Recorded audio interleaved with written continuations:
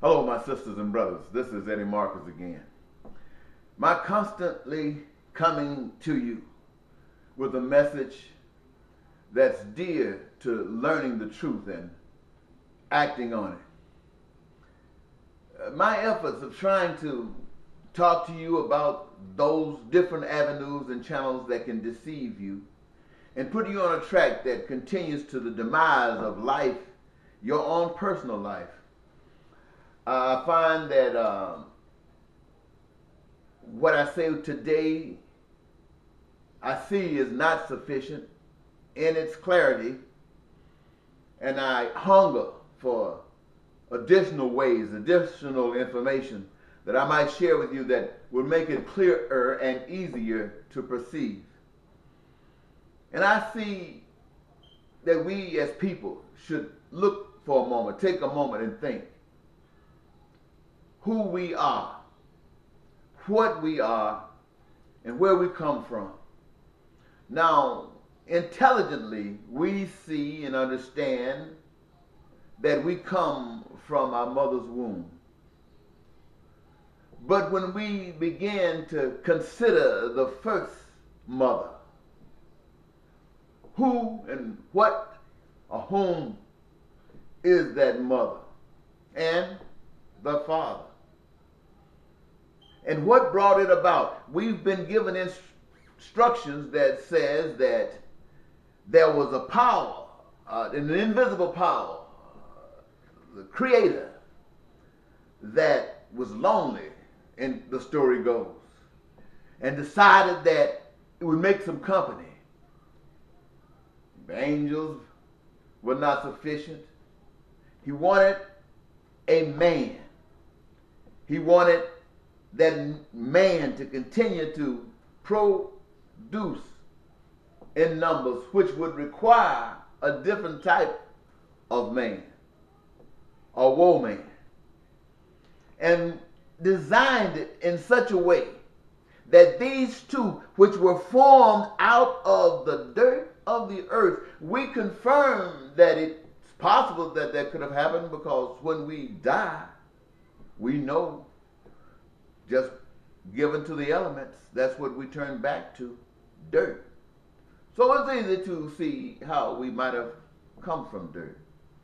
But what brought us, according to the story, is a breath of life, part of life that gave us the ability to rise up and walk and talk and see and hear and smell and taste and have a spiritual understanding of who and what we are, connected by life. The life we are is of life, the ultimate life. We are a part of life. And that life made us in such a way that we would be a tool, an extension of what life is truly all about. That we would use our bodies to be about the business of the light. And as we grow in number, we would be able to ease any stress that comes from being who we are, because there are so many others that fills in the gap and allows us to experience other life. And that life recognizes that all human beings exist because of the life.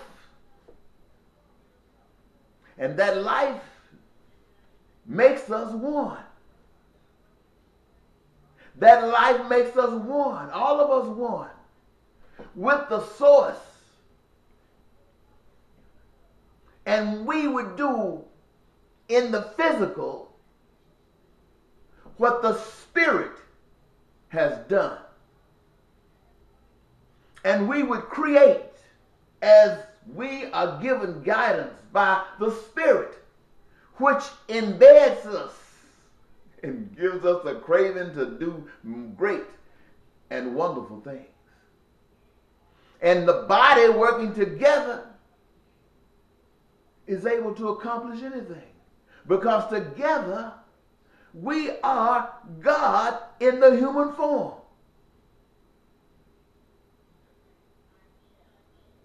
So when the God that made us, the life that presented us, wanted to let us move according to our desire. If our desire is to be one with the light, it is only because we understand the light. But if we choose to go our own way, the self, that separates us from the light, and we're moving in the dark. And people stumble all the time in the dark. And so my message to you today is to think for a second. If you can't keep from dying, and you had nothing to do with your coming here, then why not? Why not walk in the light when you see the way of darkness? So, one who walks in the light knows that life is everlasting, that it is eternal. And to be one with the Spirit that put us here, we are always protected in our walk in life, because where darkness exists, it is our duty, it is our responsibility as the children of God, the children of the light, to shine in the darkness so that they who travel that path might see the difference between going the way of self, lying, cheating, stealing, and killing, doing whatever you can, than walking according to the Spirit, where all of our needs are met, because that's what we do. Meet each other's needs. That is part of the great design. So I ask you, when you get ready to go to the polls, they're going to start really getting on you pretty soon. Republican and Democrats, and who did this and who did that. And you are going to be contemplating amongst these arguments where you really fit. I say to you, if you are an adult, you have lived long enough to know that these, my friends, has got to be the result of those that's walking in the darkness. And either way you go, you are walking in the darkness.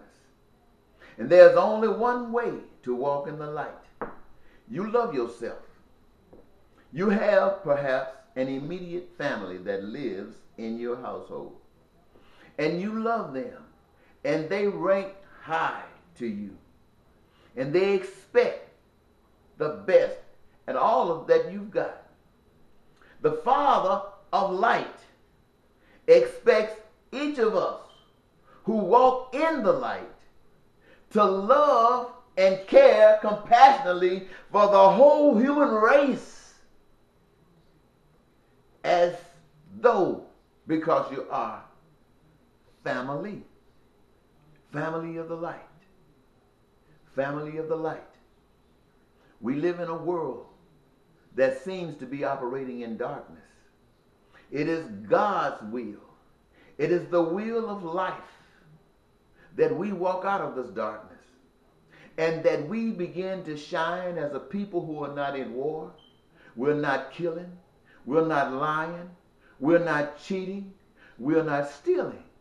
And the reason that we are not doing these things is because we don't have to. Why? Because our needs are being met.